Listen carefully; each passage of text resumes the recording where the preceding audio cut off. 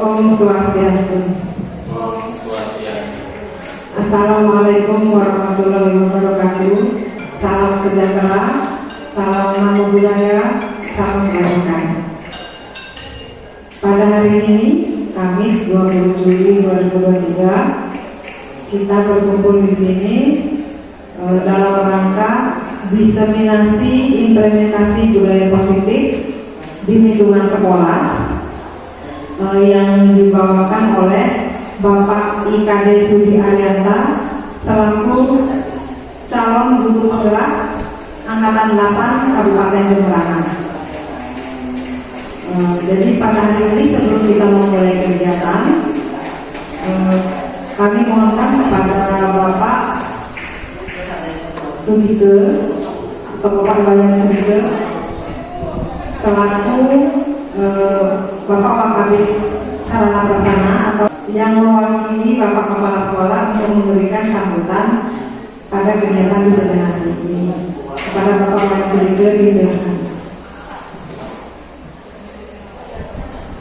Baik, terima kasih kepada Binza yang telah memberikan waktu kepada kami. Om Swastiastu. Assalamualaikum warahmatullahi wabarakatuh. Salam sejahtera, salam kebajikan dan salam bahagia untuk kita semua.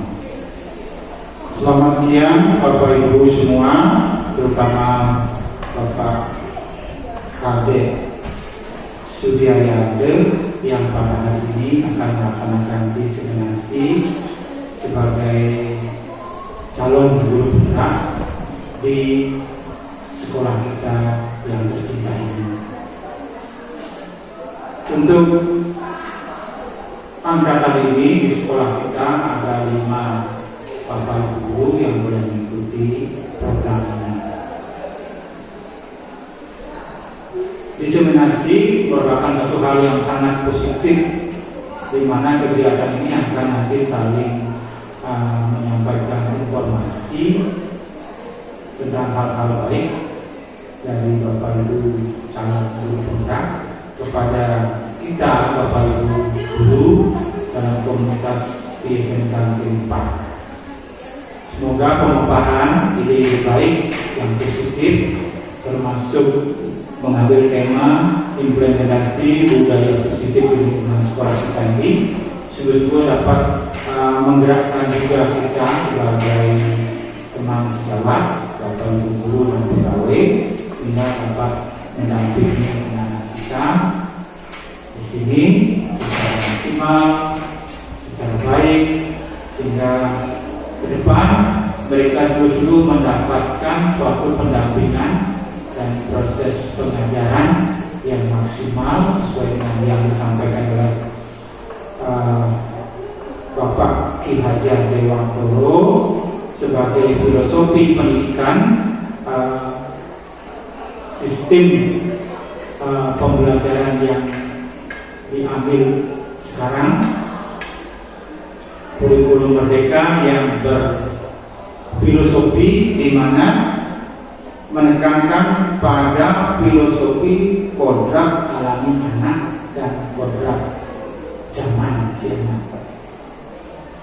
Diharapkan kita dapat mendampingi mereka masing-masing sesuai dengan karakter pribadinya, sehingga mereka dapat pelayanan yang baik dan maksimal, sehingga dapat mengalami proses pendidikan dan pengajaran di tempat ini dengan menyenangkan, dengan berdiferensiasi satu sama lain, saling mengisi, saling meneguhkan, juga saling menerima kekurangan dan kelebihan, dan berkolaborasi dalam budaya Nusantara, sehingga kita harapkan diseminasi ini akan dapat kita implementasikan dalam tugas dalam mendampingi anak kita. Itu semangat kepada Pak Made Sudi yang telah mengikuti angkatan guru penggerak di tempat kita dan sekarang boleh menyampaikan diseminasi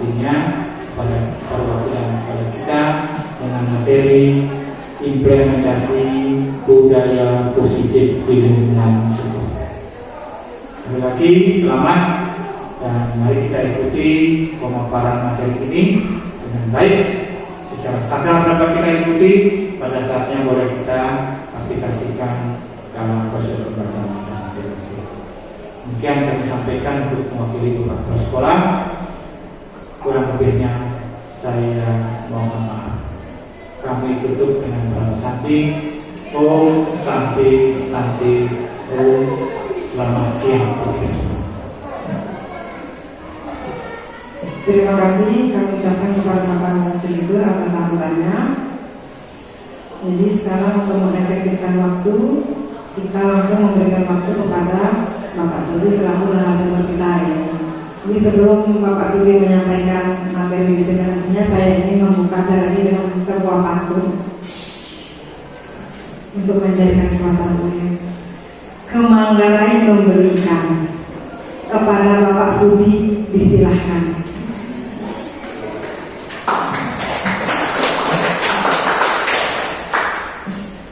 Saya mohon izin berdiri ya. Baik, perkenalkan nama saya Dika Dinata ya. Jadi ini saya membawakan diseminasi modul 1-4 tentang budaya positif. Adapun judul yang saya bawakan hari ini berbagi pemahaman dan pengalaman dalam mengimplementasikan budaya positif di lingkungan sekolah. Nah, jadi apa yang sudah saya dapatkan pada pendidikan guru penggerak itu diharapkan nantinya dapat bermanfaat bagi sekolah seperti itu.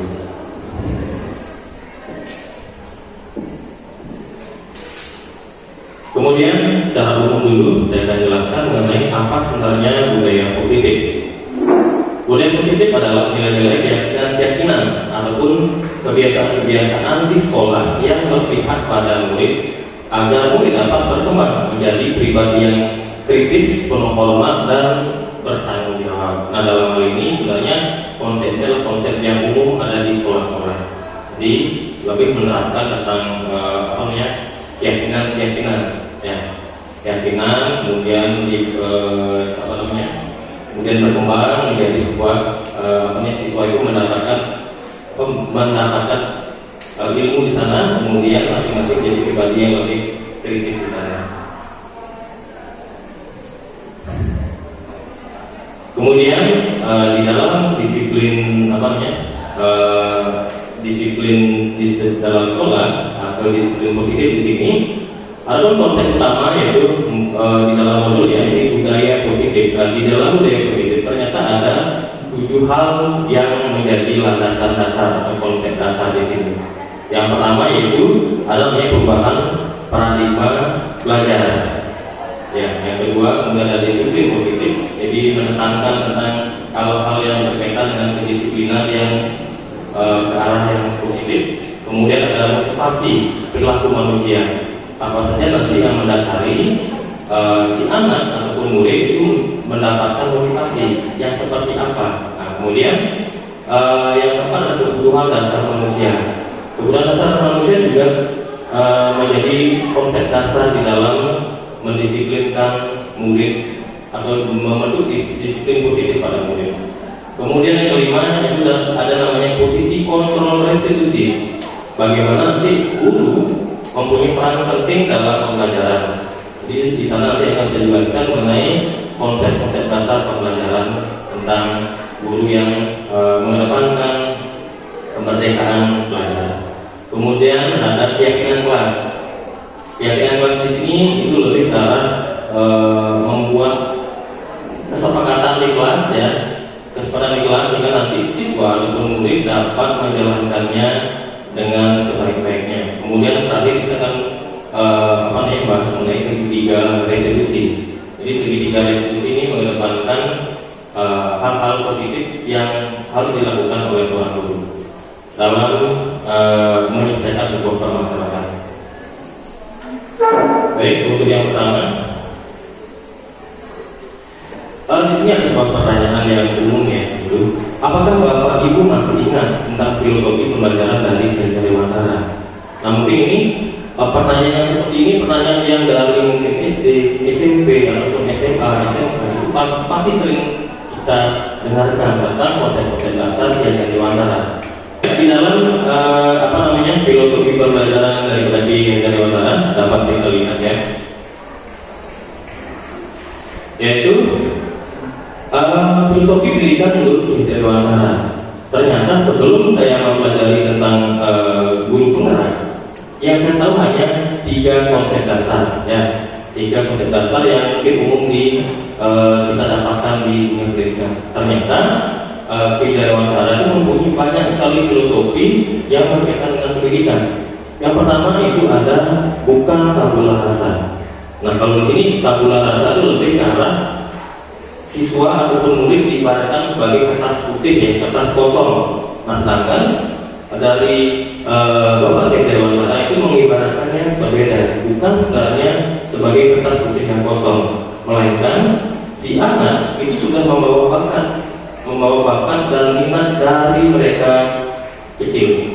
Jadi tinggal kita menebalkan apa yang menjadi minat dan bakat mereka. Jadi yang hanya garis-garis tipis kemudian kita coba tebalkan dengan apa yang mereka menjadi minat dan bakat mereka, sehingga apa yang menjadi harapan guru itu siswa dapat berhasil dalam belajar dan yang lain-lain itu dapat terwujud. Nah, di sini sebenarnya poin pentingnya itu pada dasarnya siswa ataupun murid dari kecil itu sudah mendapatkan atau sudah mempunyai kemampuan sesuai dengan minat dan bakatnya mereka masing-masing. Kemudian semua anak terlahir dengan minatnya masing-masing atau unik ya. Jadi menyambung dengan yang di atas tentang tabula rasa, mungkin dulu sempat kita dengar bahwa sebelum mendapatkan pembelajaran ibarat gelas kosong atau ibarat kertas putih. Nah, ternyata yang kita kaitkan dengan yang kedua, yaitu semua anak terlahir dengan minatnya. Nah, ternyata si anak itu dari lahir sudah membawa minat dan bakat.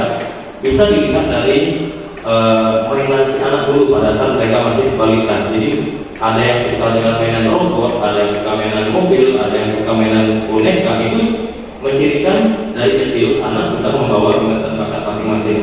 Nah, di dalam dunia pembelajaran juga sama seperti itu. Jadi pada dasarnya kita juga dapat mengelompokkan minat dan bakat mereka. Apakah dari cara kita belajar, apakah dengan menggunakan media ajar atau dengan berkelompok ataupun yang lainnya, bisa kita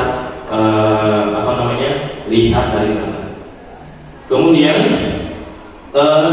berikutnya adalah budi pekerti. Jadi ini budi pekerti hampir di seluruh sekolah atau mungkin di peraturan-peraturan ya pasti mengedepankan tentang nilai-nilai budi pekerti daripada si murid. Jadi tujuannya kan untuk meningkatkan kesadaran akan pentingnya nilai-nilai yang sudah terkandung dalam profil pelajar Pancasila itu sendiri juga ada di sana. Kemudian menuntut anak agar tumbuh selamat dan bahagia. Nah, di sini juga menuntut anak agar selamat dan bahagia. Di sini konsepnya berada di sekolah. Nah, kenapa seperti itu? Kenapa harus selamat dan bahagia? Karena pada saat kondisi si anak itu bahagia di dalam sekolah, maka mereka akan memunculkan minat yang maksimal atau kualitas maksimalnya mereka akan muncul di sana. Jadi pada saat suasananya nyaman, kemudian aman, maka si anak dapat belajar secara maksimal. Seperti itu.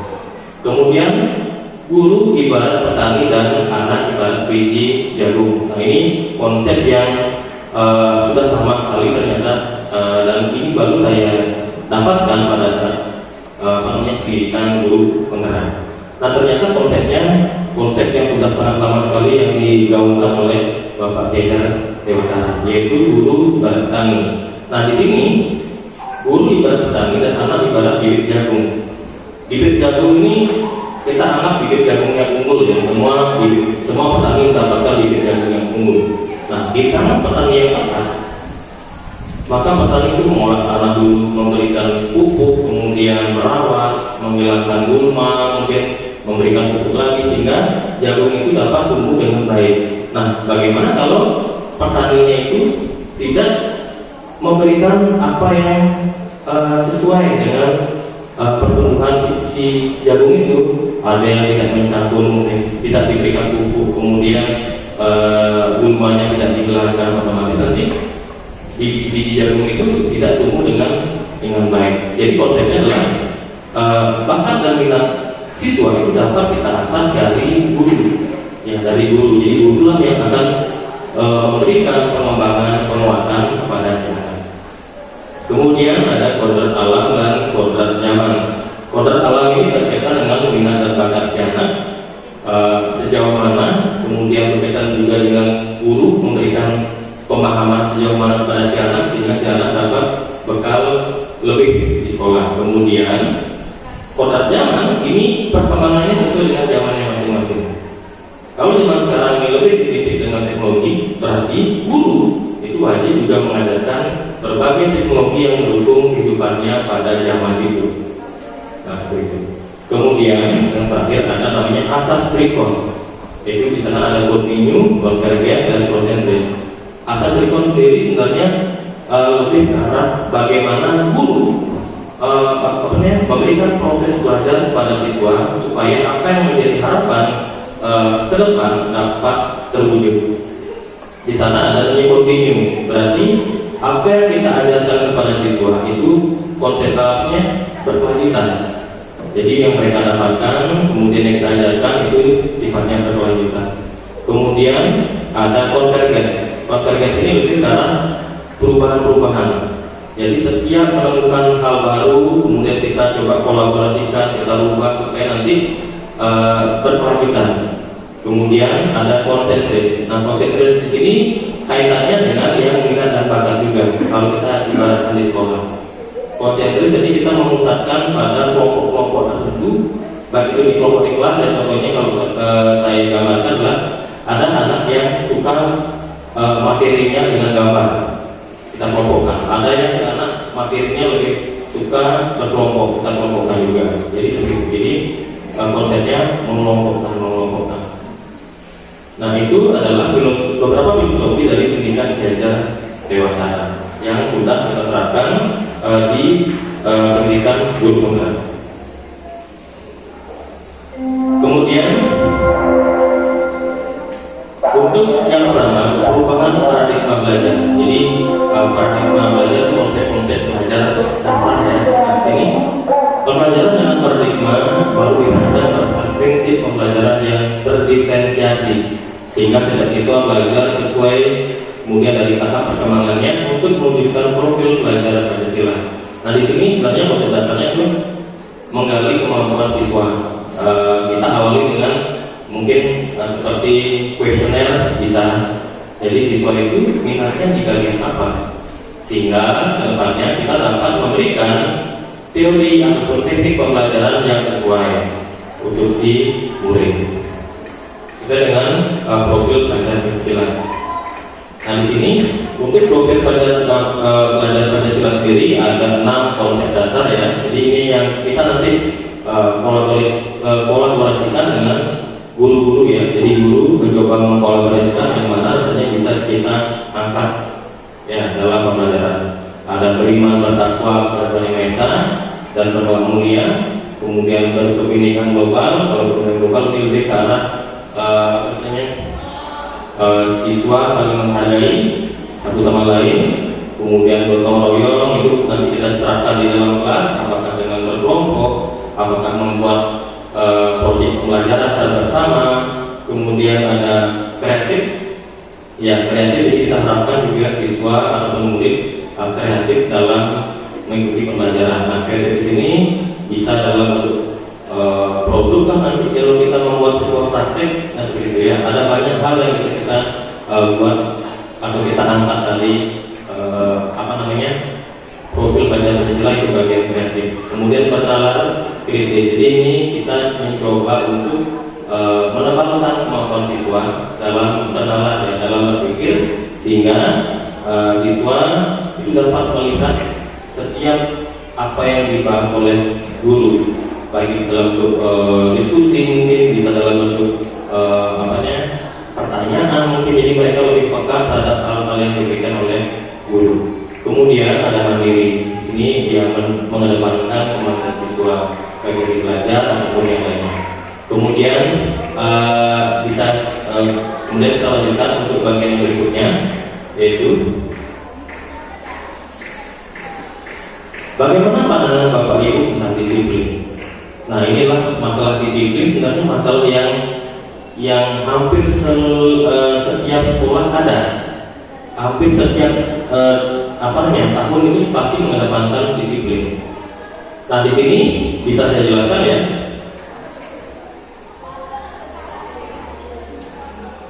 Disiplin positif.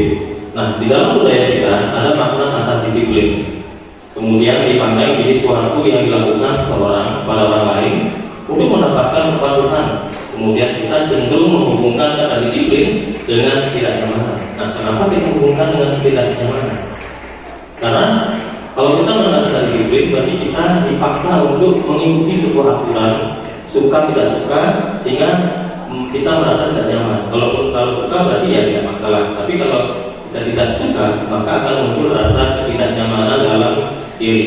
Dan ini sangat berpengaruh pada anak didik ya, para murid. Kalau sudah murid di dalam kelas tidak nyaman dalam belajar, maka apa yang jadi minat bakat mereka tidak akan terasa dengan baik. Jadi perkembangannya akan terbatas. Begitu. Kemudian untuk menciptakan murid yang merdeka, syarat utamanya adalah harus ada disiplin yang kuat. Yaitu disiplin yang dimaksud adalah disiplin diri yang memiliki motivasi internal.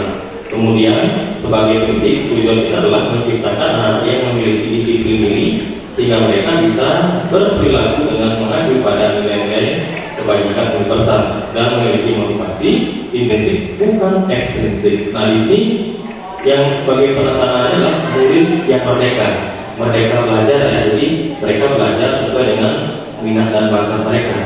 Kemudian ada disiplin diri dalam arti adalah disiplin yang tercipta bukan karena adanya peraturan, tapi karena kesadaran daripada si anak.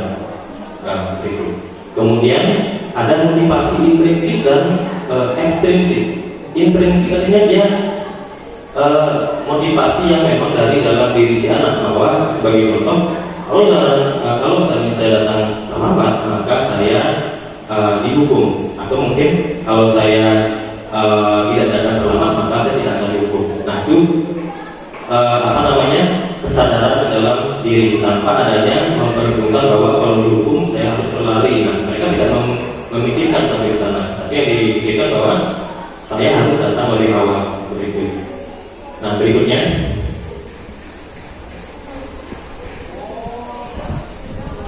membuat keyakinan kelas. Nah, ini sebenarnya kaitannya itu tentang pembuatan keyakinan kelas. Membuat keyakinan kelas merupakan salah satu cara untuk memperoleh disiplin diri. Kemudian membentuk budaya positif dan karakter kuat melalui kebiasaan-kebiasaan dan perilaku positif warga kelas. Jadi setiap perilaku yang dilakukan di dalam kelas dapat menentukan terciptanya lingkungan positif. Nah, di sini lebih mengerucut ya, tadi yang masih umum, sekarang lebih mengerucut itu pada bagian kelas. Di sini ada keyakinan kelas. Keyakinan kelas ini sebenarnya mengedepankan peraturan-peraturan yang ada di sekolah, kemudian kita kolaborasikan, kita selaraskan dengan yang ada di kelas. Jadi di kelas, warga kelas itu mencoba mendiskusikan, kemudian membuat apa yang menjadi keyakinan mereka masing-masing. Kalau keyakinan berarti memang berasal dari dalam diri, peraturan yang mereka sadari, sehingga nanti ke depannya tidak ada yang melanggar. Nah, itu yang nantinya akan tercipta sebuah lingkungan yang positif, terutama di dalam kelas. Kaitannya itu ada tiga konsep ya, ada hukuman, ada namanya konsekuensi, dan ada namanya restitusi. Nah, kalau tadi keyakinan kelas itu kita kaitkan dengan hukuman, ya, hukuman, konsekuensi, dan restitusi. Hukuman itu pada dasarnya itu bentuk tindakan yang diberikan kepada individu atau kelompok atas kesalahannya. Nah, dalam hal ini sebenarnya konsep-konsep pembelajaran yang terdahulu itu banyak menggunakan konsep menghukum. Sedangkan sekarang itu sebenarnya menghukum juga tidak diperbolehkan dalam bentuk fisik ataupun dalam bentuk verbal, ya, dalam bentuk kata-kata juga tidak diperbolehkan. Nah, kemudian konsekuensinya sedangkan yang konsekuensi itu memberikan pilihan-pilihan jalan keluar kepada pelanggan. Nah, di sini guru itu siswa sebenarnya ada yang melanggar keyakinan kelas, mungkin melanggar aturan di sekolah. Nah, tapi dengan tetap memberikan pilihan. Nah, terus kalau restitusi itu adalah proses menciptakan kondisi bagi murid untuk memperbaiki kesalahannya. Sebenarnya restitusi adalah upgrade, istilahnya upgrade daripada konsekuensi. Jadi di dalam restitusi, jadi guru memberikan, selain mereka mengarahkan, memberikan pilihan-pilihan dan jalan keluar dan permasalahan murid, maka guru juga memberikan memberikan semangat ya untuk memotivasi siswa agar memperbaiki kesalahan yang sebelumnya sedang mereka lakukan. Jadi ibaratnya seperti meremedi ya, jadi ada remedialnya. Kalau si anak datang terlambat, kalau misalnya kita menggunakan yang hukuman, ya mereka pasti akan berlari atau mengikuti lapangan atau apa. Tapi kalau dengan konsekuensi bisa kita berikan nanti ketemu dengan guru BK atau mendapat hukuman di lapangan. Itu pilihan-pilihan yang tidak bisa mereka hindari. Tapi kalau restitusi itu adalah mereka memberikan pilihan, tapi tetap memberikan motivasi untuk memperbaiki. Mungkin dengan memberikan masukan kepada si anak bahwa agar kedepannya tidak terdatang terlambat lagi, atau mungkin bisa bangun lebih awal supaya tidak terlambat. Nah, berikutnya ini merupakan data ya, konsep tentang hukuman, konsekuensi dan restitusi. Jadi yang di awal seperti ya, jadi ada hukuman itu sebenarnya termasuk identitas yang gagal. Identitas artinya melihat siswanya seperti apa. Jadi sebenarnya itu sudah mulai dari kita menerapkan sebagai guru-guru penggerak itu sebenarnya kalau bisa tidak digunakan lagi konsep hukum menghukum. Nah, di sini hukuman itu termasuk identitas yang gagal karena di sana adalah ada sesuatu yang membuat mereka sakit, mungkin menyakitkan, karena dia lari akhirnya dia sakit. Kemudian ada berdampak juga dalam perilaku mereka. Bisa si anak menjadi lebih agresif, takut dengan si guru, atau mungkin malah lebih temperamen mungkin ya, kalau lihat guru si A dia bawaannya pengen marah ataupun yang lain. Nah, itu dapat juga menekan psikis si anak ya, jadi seperti itu. Nah, sini sebagai bentuknya ada peraturan harus, jadi harus mengikuti aturan, itu kuncinya. Kemudian konsep disiplin berikutnya itu ada identitas yang sukses, itu konsekuensi dan restitusi. Ini sebenarnya kolaborasi ya. Jadi yang penting tidak boleh menghukum secara fisik ataupun verbal. Nah, yang kedua adalah yang ketiga, konsekuensi dan restitusi itu sebenarnya kolaborasi. Lebih bagusnya itu kita kolaborasikan. Konsekuensi itu memberikan pilihan-pilihan, kemudian restitusi memberikan motivasi untuk tidak mengulang kejadian yang sama atau mengulang perbuatan yang sama. Berikut merupakan konsep daripada yang tadi ya, hukuman dan konsekuensi. Dan ini saya coba bandingkan ya supaya kita lebih paham yang mana sih hukuman, yang mana sih konsekuensi. Nah, kemudian kita akan bandingkan dengan tabel yang sebelumnya sudah saya sampaikan. Hukuman ini lebih ke arah fisik ya, lebih mengarah ke fisik, kemudian membuat si anak merasa seperti sakit, lelah ataupun yang lainnya. Nah, sini bagi contoh lari keliling lapangan basket sebanyak 2 kali karena terlambat hadir di sekolah. Jadi mereka secara fisik bergerak berlari ya. Kemudian kalau konsekuensi yaitu bagi contoh menulis kalimat tidak akan terlambat lagi sebanyak 1 kali di dalam buku karena berubah sekolah. Jadi hukumannya sebenarnya terasa sama ya. Ada di sini dihukum, tapi yang paling bawah itu tidak melibatkan fisik secara langsung. Ini tidak membuat anak itu terasa sakit ya, tidak lari, tidak sampai. Nah, itu konsekuensi dan hukuman. Kalau kita bandingkan seperti ini, hukuman lebih ke arah fisik sebenarnya. Nah, kemudian kita lanjut pada bagian 3 ya, tentang motivasi perilaku manusia. Di dalam belajar itu sebenarnya ada beberapa motivasi ya yang membuat si anak itu ingin belajar, ingin meningkatkan nilai kreativitasnya ya. Nanti ini menurut Kamus Besar Indonesia, jadi motivasi itu adalah dorongan yang timbul dari dalam diri seseorang secara sadar ataupun tidak sadar untuk melakukan suatu tindakan dengan tujuan tertentu. Nah di sini sadar dan tidak sadar ya. Berarti kalau dia sadar, berarti dengan sengaja menyadari apa yang harus dilakukan. Nah di sini ada 3 poin penting ya. Jadi yang pertama, kenapa siswa itu perlu memotivasi dirinya? Yang pertama itu untuk menghindari ketidaknyamanan atau hukuman. Jadi mereka sengaja memotivasi dirinya supaya terhindar dari ketidaknyamanan. Ketidaknyamanan ini berupa hukuman. Jadi dia sengaja berkelakuan baik, memotivasi dirinya supaya menjadi lebih baik, tapi dengan syarat dia terhindar dari hukuman. Jadi ini karena motivasi yang bersifat ekstrinsik dari luar, berupa hukuman ataupun yang lainnya. Kemudian motivasi berikutnya adalah untuk mendapatkan imbalan atau penghargaan dari orang lain. Dan ini juga bersifat ekstrinsik. Nah ini sebenarnya sering kita jumpai, yaitu mendapatkan imbalan atau penghargaan dari luar ya, bisa berupa mungkin uang dari orang tua atau mungkin hadiah, kemudian mungkin berupa benda dari orang tua supaya mereka si anak itu dapat belajar lebih serius. Akan tetapi secara tidak langsung kalau kita gunakan konsep penghargaan ini secara terus-menerus, maka ini juga tidak baik bagi anak. Kemudian yang ketiga itu untuk menjadi orang yang mereka inginkan dan menghargai diri sendiri dengan nilai-nilai yang mereka percaya. Nah di sini motivasinya bersifat intrinsik. Jadi mereka mencontohkan dirinya atau memberikan motivasi dirinya dengan melihat karakter-karakter orang yang dia banggakan, atau mungkin ada guru yang mereka contohkan atau yang seperti itu, sehingga si anak itu melihat bahwa ternyata guru ini nilai-nilai positifnya seperti ini, mencoba mencontohkan.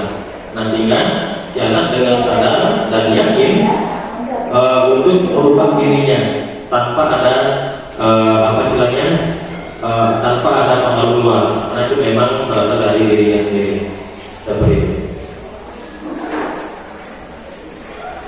Berikutnya, jadi yang bagian keempat tentang kebutuhan dasar manusia. Jadi yang ketiga tadi itu saling terkait ya, itu adalah kebutuhan dasar manusia. Nah ini juga berlaku bagi murid, guru dan murid.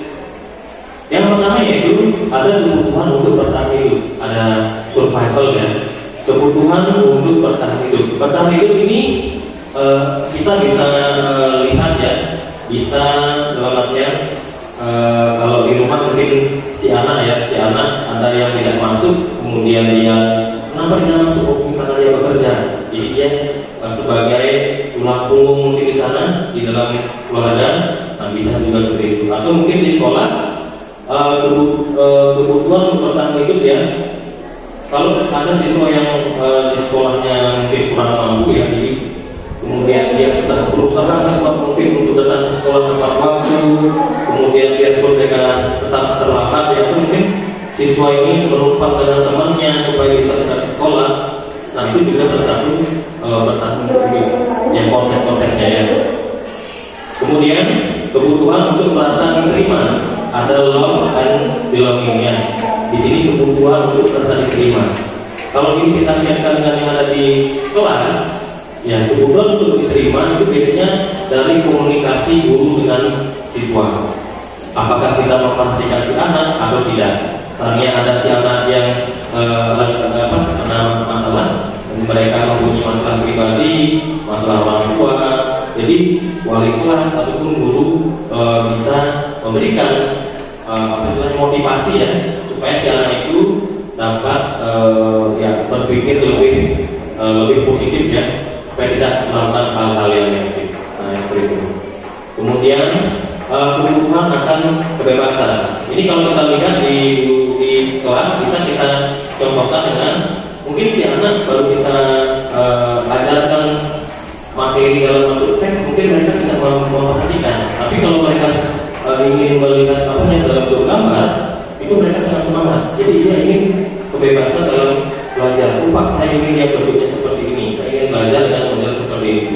bagian dari kebebasan juga.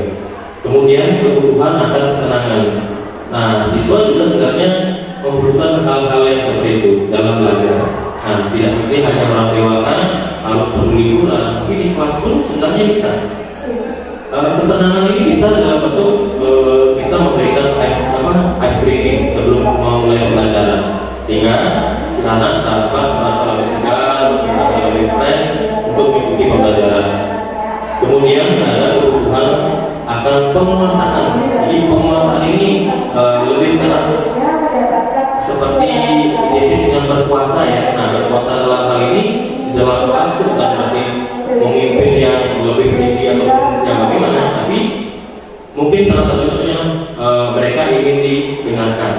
Mereka ingin didengarkan, kemudian kalau mereka berpendapat ingin juga pendapat mereka ingin didengarkan. Nah, itu salah satu contoh daripada penguasaan. Atau mungkin ingin pendapatnya dia itu harus diterima. Nah, itu juga bagian dari penguasaan atau power.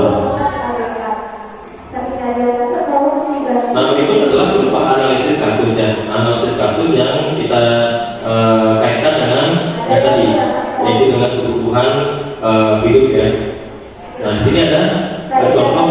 Jadi ibu hamba dulu oleh kelas 2A di Hati sedang bingung menghadapi ulah salah satu murid di kelasnya, namanya Budi. Beberapa anak di kelas 2A telah datang padanya dan mengeluhkan Budi yang sering sekali meminta bekal makan siang. Nah, kemudian jika Anda menghadapi situasi seperti itu, yang seperti yang dialami oleh Muhammad, apa yang akan Anda lakukan? Untuk Anda, kira-kira apa alasan Budi melakukan hal tersebut? Nah, ini mungkin konsep-konsep ini yang paling sering muncul di sekolah ya, di kelas. Nah, di sini ada Budi yang sering sekali merebut bekal makanan teman-temannya. Nah, sebenarnya permasalahannya apa? Kalau kita kaitkan dengan kebutuhan dasar, apakah merebut makanan karena bertahan hidup? Apakah karena merasa diterima? Saya ambil makanannya ini karena dia teman sekelas saya. Kemudian apakah karena dia ada unsur kebebasannya, bebas mengambil makanan teman-temannya, atau karena dia hanya senang saja, dan atau karena dia merasa ada power ya, ada pemaksa, saya pengurus kelas, saya ambil makanannya. Apakah seperti itu? Nah, bisa kita coba rangkum ya dari masing-masing hal tersebut. Nah, di sini dalam konteks penerapan disiplin positif ya, Muhammad sebaiknya menanyakan alasan Budi melakukan hal tersebut. Ini kalau kita bahas sesuai dengan poin per poin. Yang pertama, jika Budi merasa beralasan karena lapar dan tidak dibawakan bekal, maka itu yang konsepnya kenapa? Kebutuhan yang ingin dipenuhi itu bertahan hidup. Tapi kalau dia sengaja mengambil karena dia tidak mendapatkan bekal makan dari orang tua, berarti ya memang karena bertahan hidup. Ya, supaya kita tidak apa-apa mungkin jadi dia mengambil penyakit. Nah, berikutnya kalau Budi beralasan senang karena diperhatikan temannya, maka kebutuhan yang dipenuhi adalah cinta dan kasih sayang. Jadi di sini dia sengaja mengambil itu supaya mereka si Budi mendapatkan perhatian dari teman-temannya. Berarti yang konsepnya adalah cinta dan kasih sayang. Jadi sengaja ya untuk menarik perhatian. Kemudian apabila Budi beralasan agar temannya takut dengan dia, maka kebutuhan yang dipenuhi adalah penguasaan. Jadi sengaja dia mengintimidasi supaya si Budi merasa dia dihargai ya, dia sengaja mengambil. Kemudian apabila Budi beralasan dia bosan dengan bekal yang sering dibawa, maka kebutuhan yang ini dipenuhi adalah kebebasan. Nah, kebebasan dalam artian seandainya si Budi juga bawa bekal sendiri, kemudian dia ingin bekal teman-temannya yang lain, berarti dia ingin bekalnya bekal yang baru, bekal yang berbeda. Jadi makanya dia masuk dalam konsep kebebasan. Kemudian jika Budi beralasan hanya iseng ya, dan ingin melihat ekspresi temannya saja, maka kebutuhan yang harus dipenuhi adalah hanya kesenangan saja. Jadi hanya bersenang-senang saja. Jadi itu. Jadi guru secara tidak langsung harus bisa mengenali kebutuhan apa sebenarnya yang diinginkan oleh murid.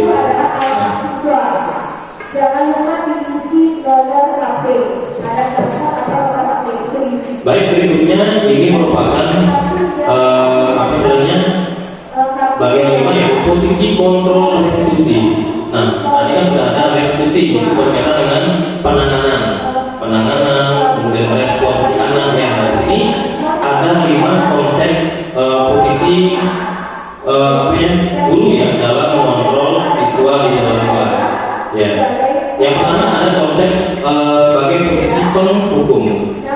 Nah, dalam konsep penghukum di sini, nah mungkin saya juga dulu sebelum mengikuti pendidikan guru penggerak juga melakukan posisi sebagai penghukum ya begitu. Nah di sini sebagai contoh kan cara dasarnya dia harus mematuhi aturan yang ada.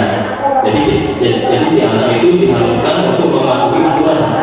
Kemudian bisa kita lihat apa namanya WPP-nya kan kamu selalu saja salah. Jadi intinya guru harus membuat si anak itu salah, harus menyalahkan si anak secara langsung tanpa si anak itu mendapatkan solusi. Jadi dengan sengaja ataupun tidak sengaja, jadi si anak itu harus merasa bersalah kan bukan secara langsung memberikan hukuman. Nah, untuk yang kedua yaitu posisi pembuat merasa bersalah. Nah, di sini biasanya guru bersifat lemah lembut ya. Jadi sengaja memberikan kata-kata yang lembut tapi membuat si anak itu merasa sangat bersalah tanpa memberikan solusi ataupun pilihan-pilihan yang menjadi penalti ke depannya berubah. Jadi hanya memberikan pernyataan-pernyataan yang membuat si anak bersalah. Sebagai contoh kan, ibu sangat kecewa sekali dengan kamu, atau berapa kali bapak harus memberi kabar kamu. Nah itu salah satu kata-kata yang membuat orang merasa bersalah atau si anak itu menjadi merasa bersalah seperti itu. Kemudian ada posisi sebagai teman. Nah di sini posisi sebagai teman, jadi kita memposisikan diri mungkin pada saat berbicara memberikan tanggapan itu seperti teman si murid itu sendiri.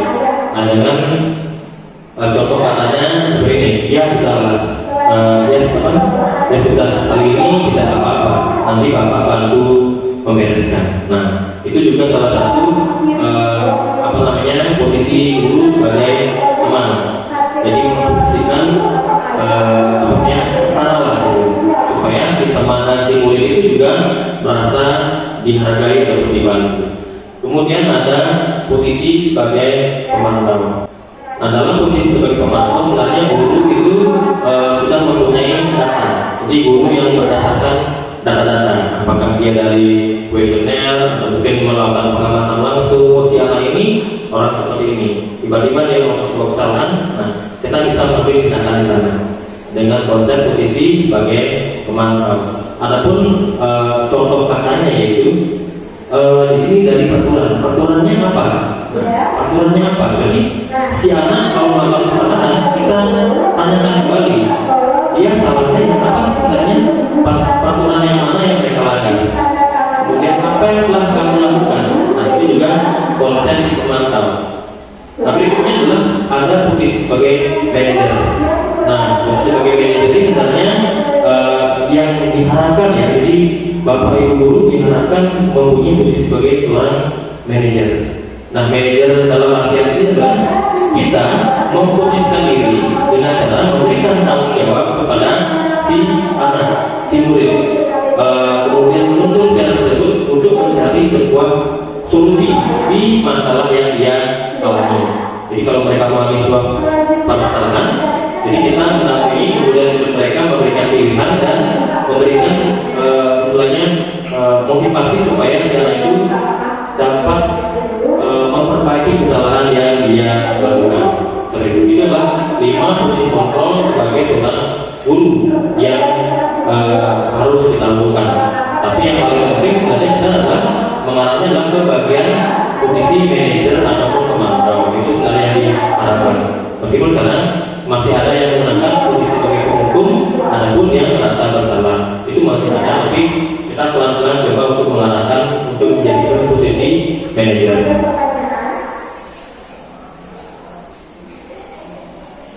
Nah, berikutnya setelah siswa kita sudah paham mengenai apa yang kebutuhan dasar dan lainnya, maka yang berikutnya itu adalah keyakinan kelas. Keyakinan kelas adalah nilai-nilai kebajikan atau prinsip-prinsip yang disepakati bersama secara universal, terlepas dari latar belakang hukum negara, bahasa maupun agama. Nah, di sini lebih menekankan adalah kesepakatan dan nilai-nilai kebajikan. Nah, di sini kesepakatan nantinya sebelum kita membuat sebuah peraturan atau keyakinan kelas, ini kita libatkan seluruh siswa untuk membuat sebuah peraturan di kelas. Mirip seperti kontrak belajar ya, seperti dulu saya menggunakan kontrak belajar dengan istilah yang lama. Tapi yang istilah yang baru yaitu keyakinan kelas. Keyakinan kelas tadi karena keyakinan ini lebih ke arah diri-sendiri ya, yakin. Berarti apapun yang dia lakukan, karena sudah yakin, berarti dia akan lakukan dengan sebaik-baik mungkin tanpa adanya dia berpikir kalau saya tidak hadir maka saya akan dihukum. Nah, menghindari itu. Oleh karena itu, dengan dia yakin, maka dia akan pasti apakah datang lebih awal, apakah dia tidak melakukan sekolah. Jadi peraturan-peraturan yang dibuat nanti dalam keyakinan kelas, peraturan yang memang datangkan dari dalam diri secara sendiri. Kemudian jadi suatu keyakinan adalah memotivasi seseorang dari dalam, dengan seseorang tersebut akan lebih bersemangat untuk menjalankan keyakinannya daripada sekedar peraturan.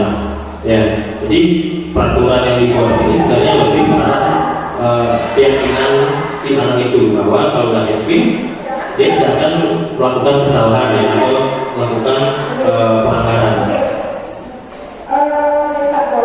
Nah, kita sering mendengar adanya keyakinan dan peraturan. Tadi kita kalau di sekolah adanya peraturan sekolah, tapi kalau di kelas adanya keyakinan kelas. Nah, di sini kalau kita lihat sebenarnya mirip-mirip ya, tapi sebenarnya ini adalah dua hal yang berbeda.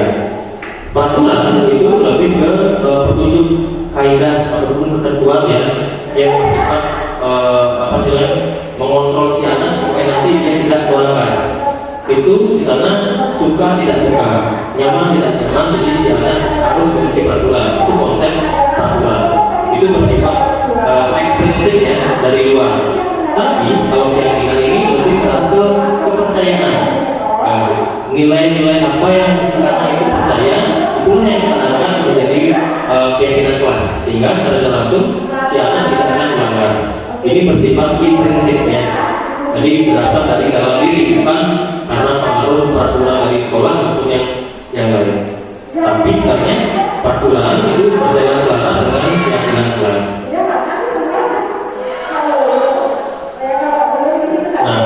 Nah, ini merupakan contoh keyakinan kelas yang baru saya terapkan ya. Mulai semester ini saya coba di kelas keperawatan ya. Jadi keyakinan kelas itu perbuatan keyakinan kelas bisa dilakukan pada awal pembelajaran. Mungkin nanti Bapak Ibu bisa membuat seperti ini ya. Ibaratnya seperti kontrak belajar. Jadi keyakinan kelas dibuat untuk memberikan semangat yang timbul dari internal murid dan tidak mengandung kalimat negatif. Keyakinan kelas merancang guru dan murid secara bersama-sama dalam menguasai kalimat murid. Nah, di sini langkah-langkah yang kita lakukan adalah didiskusikan peraturan dulu. Peraturan apa yang rasanya yang bisa kita terapkan di dalam kelas. Contohnya tidak terlambat. Nah, tapi di sini bahasanya itu harus digantikan dengan kalimat yang bertanda positif. Kalau datang tidak terlambat. Nah, tidak terlambat kan dia misalnya bisa diganti dengan datang tepat waktu. Nah, jadi kita merangkum dulu apa saja yang harus menjadi peraturannya.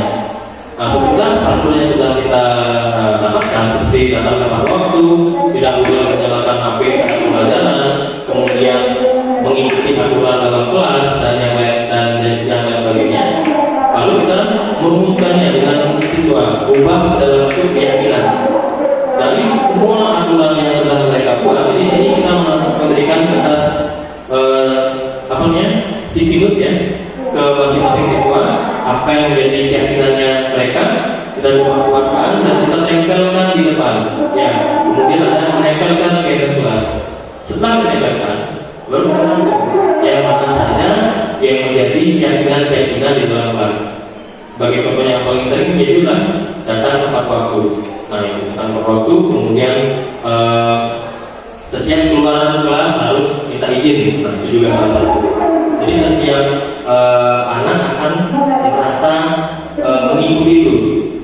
Jadi dengan itu, dengan bertanya kelas, maka kedepannya kita sebenarnya mendisiplinkan anak bukan karena peraturan dari sekolah ataupun dari luar, tapi dari diri mereka sendiri berdasarkan kesadaran. Nah, kemudian di dalam kita tersebut ada restitusi. Itu restitusi proses menciptakan kondisi bagi murid untuk memperbaiki kesalahan mereka sehingga mereka bisa kembali pada kelompok mereka dengan karakter yang lebih kuat. Nah, tadi dari sekian banyak yang kita lihat, nah sini saya coba mengambil satu yaitu restitusi. Jadi di sini lebih karena menciptakan kondisi bagi murid memperbaiki kesalahan. Jadi sebenarnya ini lebih karena meremedi perilaku anak. Kalau seandainya si anak melakukan sebuah kesalahan, maka kita wajib memberikan restitusi kepada si anak untuk tidak mengulangi perbuatan itu, dan kalaupun dia mengulangi, dia ke arah yang lebih positif. Seperti itu.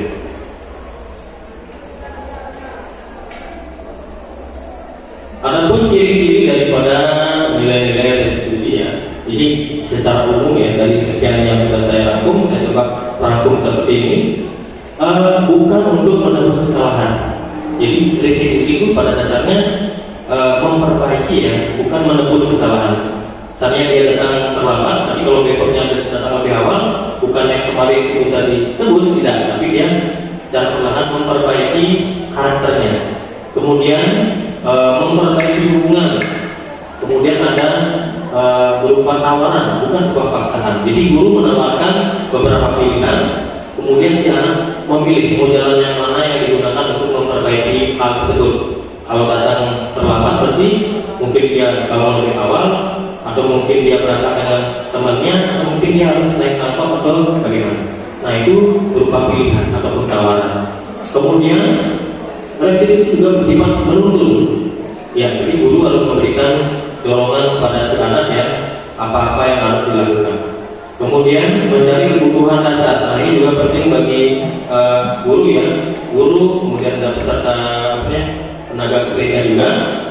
Kalau ada siswa atau murid mendapatkan sebuah permasalahan, kita bisa menggunakan mencari dengan konsep kebutuhan dasar yang tadi, seperti kasus yang dialami pada saat kita awal tadi ya, kita sudah saya jelaskan tadi. Bisa kita mencari ya kebutuhan dasar yang mana sebenarnya yang mendasari si anak itu menjadi tidak berkelakuan tidak baik. Nah, kemudian restitusi ini adalah cara yang paling baik nanti sudah pasti ya, jadi memberikan motivasi, dorongan, pilihan-pilihan. Kemudian fokus pada karakter bukan tindakan. Nah, benar sekali ya. Di sini restitusi juga menekankan pada pembentukan karakter. Jadi kalau si anak itu salah, bukan memberikan menghukumnya si anak, tidak memberikan hukuman kepada si anak, tapi merubah karakternya si anak itu sendiri. Jadi si anak itu kita berikan motivasi, berikan dia pilihan untuk merubah karakternya supaya tidak mengulangi hal tersebut. Kemudian menguatkan fokus pada solusi. Jadi guru nanti memberikan solusi. Kalau misalnya di dalam kelas ada sebuah permasalahan, coba untuk memberikan solusi-solusi. Kemudian mengembalikan murid yang berbuat salah kepada kelompoknya. Kelompok itu bisa berarti kelas ya, ataupun kelompok-kelompok kecil di komunitas ataupun nanti di rumah. Di sini mengembalikan murid yang berbuat salah, bukan artinya kita menindak, memberikan hukuman, tidak. Jadi kita memberikan pilihan dulu bagaimana mereka cara untuk masalah komunikasi seperti itu. Kemudian dalam restitusi itu sendiri ada istilahnya segitiga restitusi. Nah ini untuk mendapatkan yang tadi poin tadi, nah inilah langkah-langkahnya. Ada bentuk segitiga. Yang pertama sebelah kanan ya, menstabilkan identitas. Jadi menstabilkan ini bisa dalam bentuk pertanyaan seperti ini. Tidak ada manusia yang sempurna. Nah itu bisa kita gunakan untuk kalimat mengawali. Kalau ada yang salah, ya beritu. Tidak ada manusia yang sempurna. Bapak juga pernah mengalami yang sama. Nah itu juga salah satu cara untuk menetralkan sebenarnya, supaya dana itu tidak merasa terlalu terintimidasi dan lebih nyaman dan lebih santai dalam mencari solusi. Kemudian setiap orang pernah melakukan kesalahan, itu juga bisa digunakan sebagai kalimat pembuka kalau untuk menerapkan konsep segitiga restitusi ini. Setelah itu, maka setelah pidana memberikan sebuah tanggapan ataupun jawaban, maka kita bisa menggunakan kalimat berikutnya, yaitu menggunakan validasi pidana yang salah. Setelah dia tahu salahnya apa, lalu kita menanyakan, kamu tentu punya alasan kenapa melakukan hal itu. Contohnya datang terlambat. Kamu tentu punya alasan kenapa datang terlambat. Ya otomatis mulai akan memberikan respon, apakah datang terlambat karena hujan, karena bannya botol, atau mungkin karena dia datang siang karena bangunnya terlambat bangun. Mungkin malamnya apakah dia begadang, kemudian bisa main game ataupun yang lain. Jadi kita bisa melihat dari pernyataan jangan dengan penerapan validasi dan salah. Kemudian adakah cara yang lebih efektif? Jadi kita juga menanyakan supaya si anak itu memberikan solusinya sendiri. Dia membuat masalah, kita akan juga untuk dia melihat bagaimana cara mencari solusinya sendiri. Seperti itu. Kemudian yang terakhir itu menanyakan keyakinan. Nah, di sini keyakinan apa yang kita sepakati. Nah, keyakinan ini kita kaitkan dengan keyakinan kelas yang sudah kita buat di kelasnya masing-masing. Seperti komunitas belajar ya. Jadi apa yang sebenarnya kita sudah sepakati itu yang kita pakai pedoman.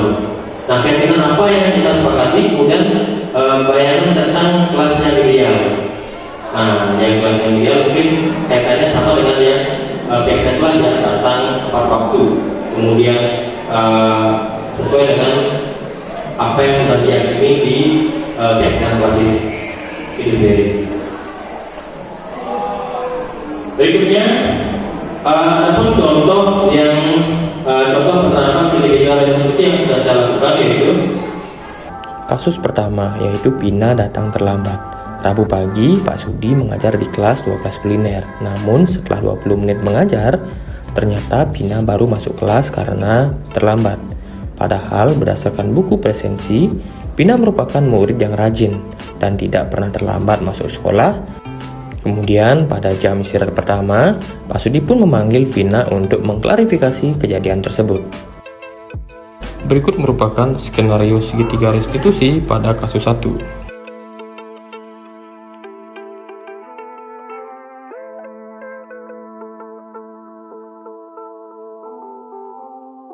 Selamat pagi Pak Sudi. Selamat pagi Vina. Vina, tahu kan kenapa Vina nggak pakai sini?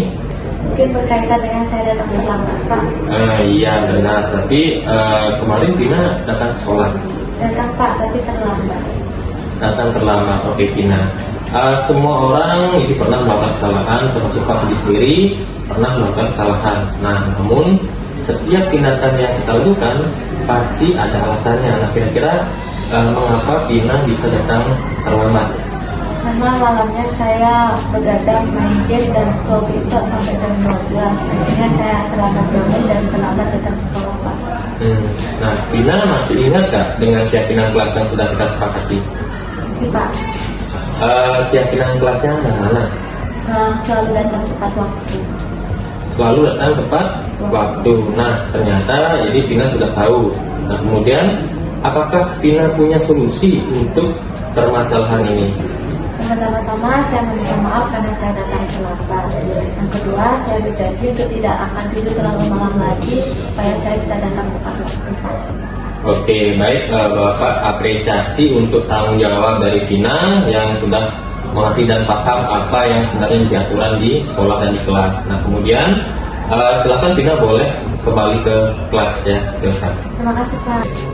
Perkenalkan, nama saya Putri Vina Mary Giovanni dari kelas 12 Tata Boga. Saya sangat senang karena masalah saya hari ini sudah dapat terselesaikan dengan model segitiga restitusi yang didampingi oleh Pak Sudi. Saya berharap semoga kedepannya saya dapat menjadi lebih baik lagi dan selalu datang tepat waktu. Terima kasih. Kasus yang kedua yaitu Yuli tidak mengikuti ekstrakurikuler pramuka. Pada hari Jumat, Yuli tidak mengikuti kegiatan pramuka yang merupakan ekstrakurikuler wajib di sekolah. Ia pun tidak memberikan keterangan kepada pembina tentang ketidakhadirannya. Pada hari Rabu, Yuli dipanggil Pak Sudi untuk dimintai keterangan atas ketidakhadirannya tersebut. Berikut merupakan skenario segitiga restitusi pada kasus 2.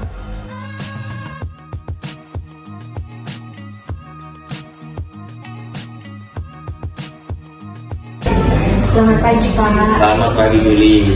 Jumat kemarin Yuli tidak ikut ekstra pramuka, kenapa ya? Iya Pak, maaf soalnya saya buru-buru pulang karena mau diajak Bapak pergi liburan dengan pasar.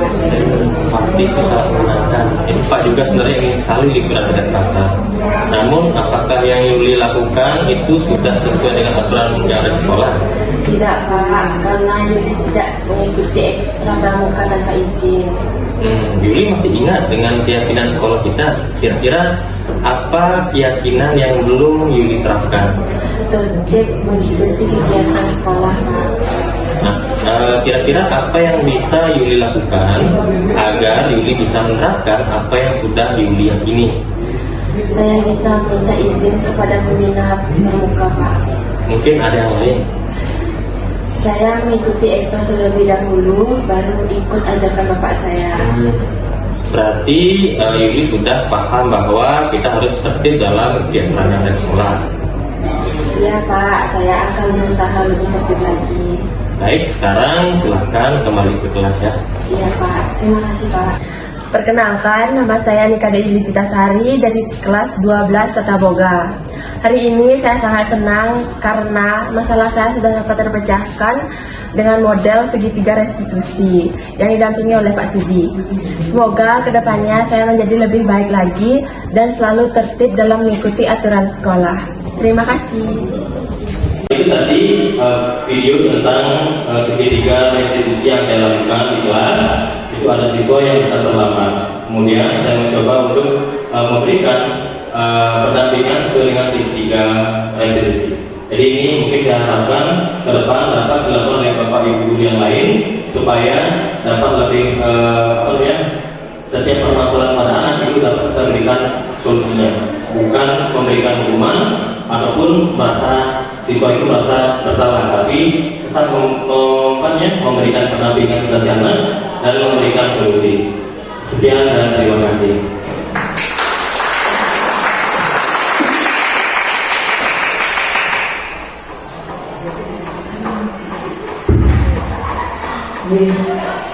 Itu tadi Bapak Ibu paparan dari Bapak Sudi Agata selaku calon penyamar yang menginformasikan kepada kita tentang implementasi budaya positif di lingkungan sekolah.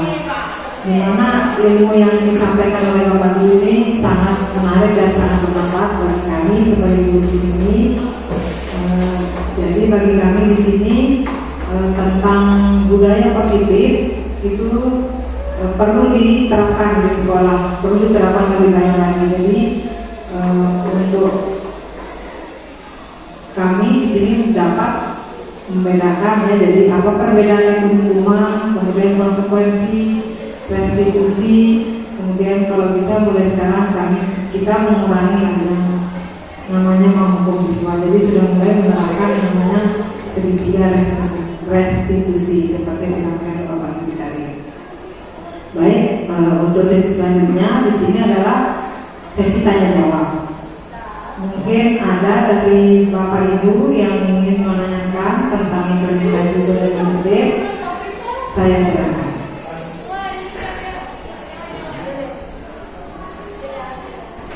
Semoga Allah diberi.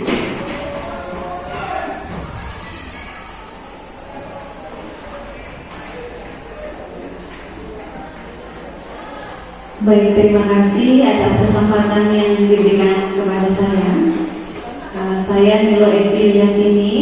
Yang pertama saya ucapkan terima kasih kepada Pak Sudi, sangat menarik sekali materi yang dipaparkan.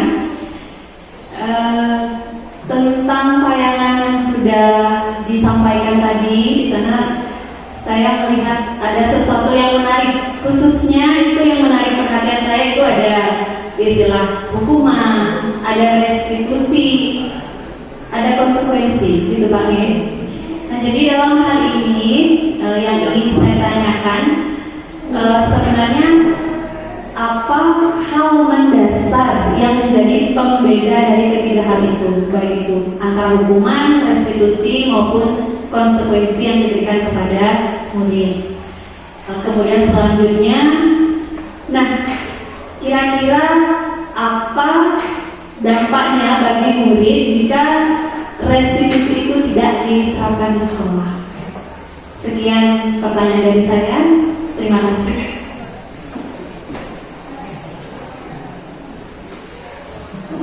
Ya, mungkin saya langsung jawab saja ya, Bu ya.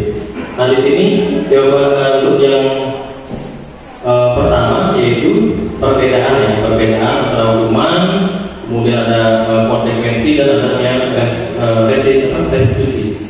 Kalau hukuman, nah di sini konsep dasarnya yaitu siswa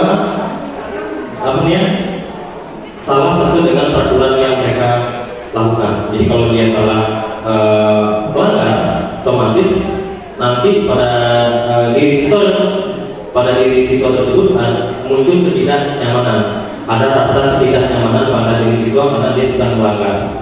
Nah, tidak adanya solusi ataupun tidak adanya pilihan-pilihan, sehingga kalau hukuman ya kalau dia salah maka akan salah, tidak ada hal lain. Nah, kemudian kalau konsekuensi, jadi pada saat dia melakukan sebuah kesalahan maka ada pilihan-pilihan yang dia dapatkan. Contohnya, kalau dia datang terlambat, mungkin disuruh membersihkan halaman atau lari di lapangan, atau mungkin langsung dibuatkan surat mungkin seperti itu. Nah, itu salah satu perbedaan daripada konsekuensi.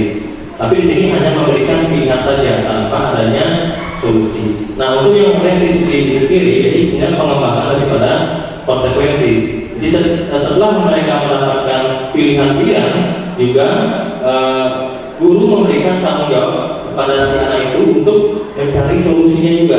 Kira-kira solusinya apa? Nah, jadi didiskusikan. Kalau mereka sudah paham dengan apa yang menjadi kesalahannya dia, kemudian dia tahu apa yang harus dia lakukan. Nah, maka nanti ke depannya kalau yang restitusi tujuannya adalah untuk memperbaiki karakter siswa tanpa adanya dia yang nyaman tidak nyaman. Jadi sini dengan ini siswa itu akan merasa lebih dihargai, merasa lebih dilihat seperti itu. Kemudian untuk yang kedua tentang apa ini pertanyaannya? Dampaknya kalau restitusi tidak dilaksanakan di sekolah. Nah, di sini restitusi itu sendiri sebenarnya tadi ada memberikan solusi tidak pilihan supaya nanti si anak dapat berperilaku lebih baik lagi. Kalau saatnya kita hanya menerapkan hukuman saja ataupun konsekuensi, itu kedepannya si anak akan mengulang lagi. Contohnya, dia takut datang terlambat. Ya, datang terlambat bukan dari hatinya si anak, ya, tapi karena memang ada aturan yang mengikat. Jadi nyaman tidak nyaman harus diikuti. Tapi kalau tadinya kedepannya lagi dia melakukan kesalahan, itu akan berulang kembali. Jadi restitusi kalau tidak diterapkan sekolah, itu kedepannya akan menimbulkan pengulangan kesalahan yang sama seperti itu. Seperti itu bisa diterima.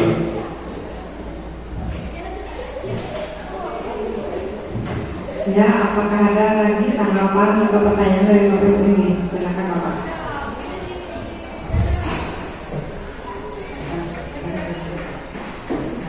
Terima kasih. Mungkin masih ada durasi lagi. Ya, silakan. Oh, masih.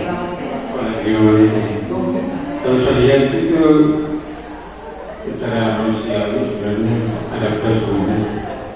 Kalau kita bersikusi itu artinya tidak ada lagi kekerasan verbalan, betul.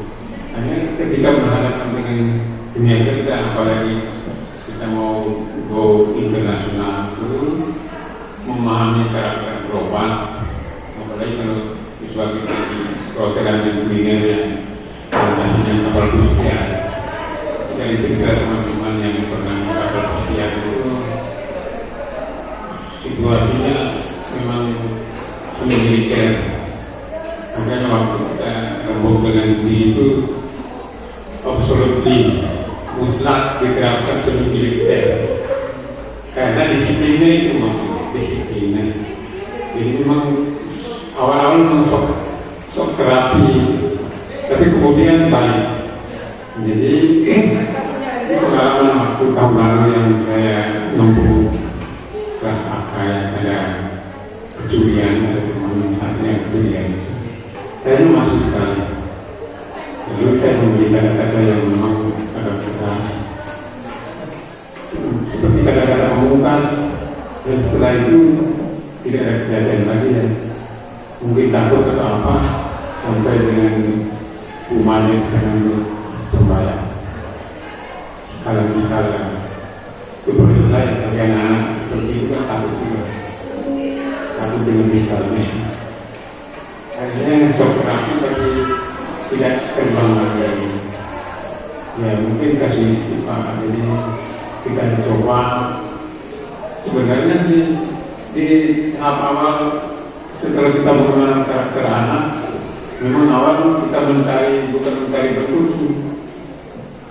Untuk hal-hal baik kita perlu tegas supaya dia paham bahwa ini pilihan yang baik, bukan pilihan yang abal-abal dan dia terparaku dan tidak menyakini pilihan yang baik yang kita ingin tanamkan, sehingga kemudian dia tidak lagi mau mencoba-coba dicoba kita seperti guru itu seperti percobaan.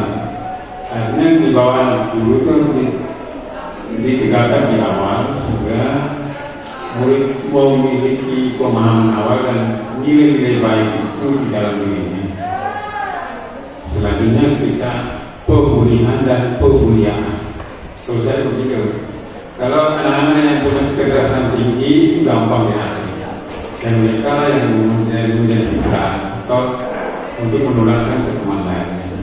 Kita ciptakan kluster-kluster yang menjadi panutan duluan untuk mereka melihat. Kemudian teman-teman itu yang mengajari atau membiasakan ke teman lain, sehingga kita tidak terlalu sakit kepala secara perseorangan ngurusi banyak orang. Kalau di kelas sebenarnya situasinya sudah tidak benar, ya kalau saya bisa sekali secara personal, ya memang harus belajar betul untuk mengakui kekurangan itu dan harus berani mengakui kekurangan. Negatif itu hal yang normal bagi manusia. Yang sampai kita meniadakan negatif, lalu kita berpikir positif doang, kita tidak tahu penyakitnya apa. Sehingga ketika kita melakukan penanganannya perlu harus dikoreksi di dalam. Makanya untuk institusi itu mencari solusi, menemukan ada masalah dan mencari solusi. Kalau di SMK Negeri 1 itu malah bekerja sama dengan jurusan psikologi di Singaraja untuk melakukan psikotes dan bersama dengan dokter kita psikoterapi. Sehingga kemudian guru BK, guru daerah bergerak penanganan anak-anak secara personal yang memang dalam tanda kutip agak perlu dibimbing wilayah. Terima kasih.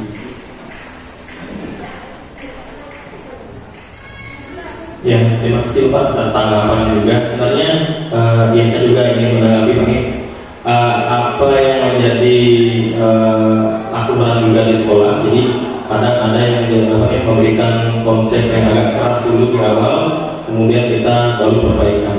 Nah itu sebenarnya memang dari awal atau mungkin sebagai dasarnya dulu Pak ya, dulu kita memberikan konsep-konsep bahwa kita berikan yang aturan yang keras supaya nanti kedepannya tidak melanggar. Nah sebenarnya konsep itu juga benar. Cuma dalam artian ini kan dia lebih ke arah pembentukan karakter pengembang. Jadi sebenarnya salah benar itu sebenarnya cuma benar. Nah ini lebih ke arah pembentukan karakter. Kalau kita membuat peraturan yang sangat keras ya bagi si murid, jadi dia tertib bukan karena dari dirinya sendiri, tapi karena ada faktor eksternal, yaitu aturan itu yang ada di sekolah. Nah, tapi di sini yang di dunia pendidikan di Merdeka Belajar atau di profil belajar Pancasila dunia atau di guru penggerak itu yang ditekankan kan bagaimana menciptakan karakter si anak dari awal dengan keyakinan kelas, dengan yakin. Kalau kita buat seperti Bapak tadi memang benar juga seperti itu, bahwa kita perlu peraturan yang keras untuk meluruskan si anak. Nah, tapi kalau kita lurus nanti, ya kita juga tetap memberikan konsep-konsep bahwa penekanannya bahwa mereka butuh keyakinan dalam artian keyakinan peraturan yang ada dalam diri mereka tentang tepat waktu, kemudian tidak melakukan hal-hal yang negatif atau negatif dari sekolah berdasarkan keyakinan. Nah, keyakinan itu pelan-pelan membentuk karakter langsung. Dia tidak akan merasa melanggar aturan, tidak merasa mengikuti aturan apa, karena dia sudah menjalankan aturan itu dari awal, dari hatinya dia. Nah, tapi memang dari awal kita kadang-kadang perlu yang bersifat agak ekstrim ya, agak keras sedikit Bapak. Ini Bapak, terima kasih untuk tanggapannya.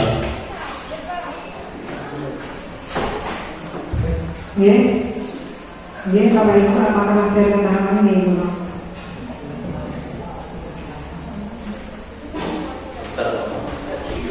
Terima kasih atas kesempatan diberikan kepada saya.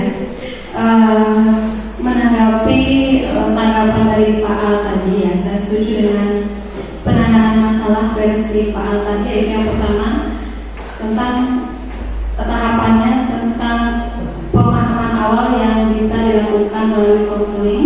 Kemudian yang kedua pemulihan, yaitu dengan restitusi ya.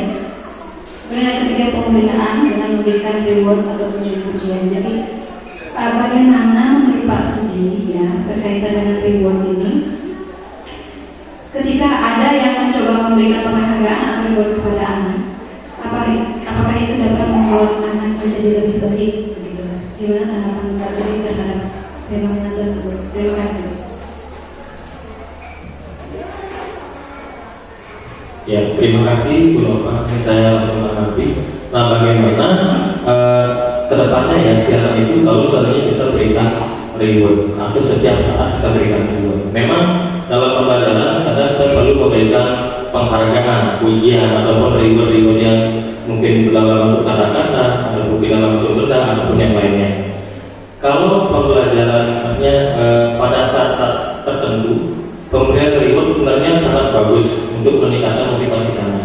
Akan tetapi di sini dalam pembelajaran secara berkelanjutan, jadi reward yang sama, perlakuan yang sama, kemudian mungkin pujian yang sama dia dapatkan secara berkelanjutan itu lama-lama tidak menjadi spesial bagi mereka. Jadi mungkin Bapak Ibu bisa memberikan reward pada item-item materi tertentu saja. Mungkin pada pakal, mungkin pada saat mereka praktek, apabila menyelesaikan praktek ini pada bagian apa yang memang sangat sulit ya, nah berikan reward besar. Tapi jangan menerapkan reward itu diterapkan untuk semua hal, sehingga nanti si anak akan merasa hambar nih semua, setiap dia melakukan apapun dapat reward. Jadi kesan rewardnya itu menjadi tidak menjadi benda yang spesial dan menjadi sesuatu yang spesial bagi siapa. Oleh karena itu, pemberian reward hanya kita berikan pada saat-saat tertentu, momen tertentu, atau mungkin pada pelajaran tertentu yang membuat mereka spesial. Seperti itu, Bapak. Bagaimana? Ya, tadi tanggapan dari Bapak Budi. Dari Bapak Ibu, apakah masih ada yang ingin bertanya atau memberi tanggapan?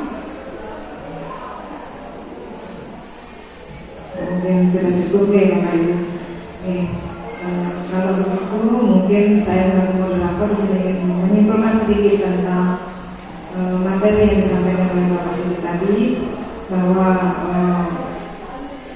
penerapan atau implementasi budaya positif di sekolah, alangkah baiknya kalau kita dapat menerapkan restitusi atau segitiga restitusi yang disampaikan Pak Sudi tadi, dan mulai meninggalkan pemberian hukuman atau konsekuensi kepada siswa kita. Jadi mulai sekarang sedikit demi sedikit mari kita bangun karakter anak-anak kita agar menjadi lebih baik lagi.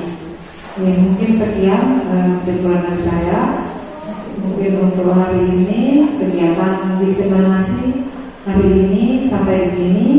Saya ucapkan terima kasih atas kehadiran Bapak Ibu, dan saya mohon maaf yang sebesar-besarnya apabila ada kesalahan kata atau perilaku saya yang kurang berkenan pada kegiatan hari ini.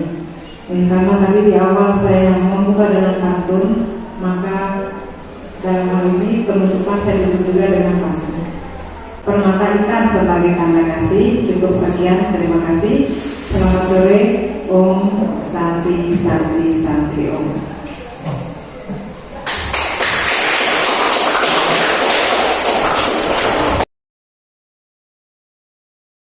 Selamat sore, saya Putih Indrayani, guru mata pelajaran Project IPAS di SMK Negeri 4 Negara, selaku rekan sejawat Bapak Ikade Sudi Arianta, calon guru penggerak Angkatan 8 Kabupaten Jemberana.